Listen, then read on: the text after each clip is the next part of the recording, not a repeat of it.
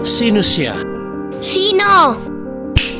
Siya ang babaeng comics character na tinawag na Señorita de Campanilla. Kinata ito at sinulat ng veteran Filipino comics writer, novelist, and editor na si Clodoaldo Del Mundo, at nalatala ang masayang kwento tungkol sa buhay ng tinaguriang Señorita de Campanilla sa mga pahina ng Filipino comics noong 1955. Ang veteran Filipino comics illustrator na si Nestor Redondo ang gumuhit ng cover illustration, at ang isa pang veteran Filipino comics illustrator na si Fred Carillo ang gumuhit ng inside pages. Isinalin ito sa pelikula ng Sampaguita Pictures noong 1956 sa ilalim ng pamamahala ni Direk Jose de Villa, at si Rita Gomez ang gumanap sa title role.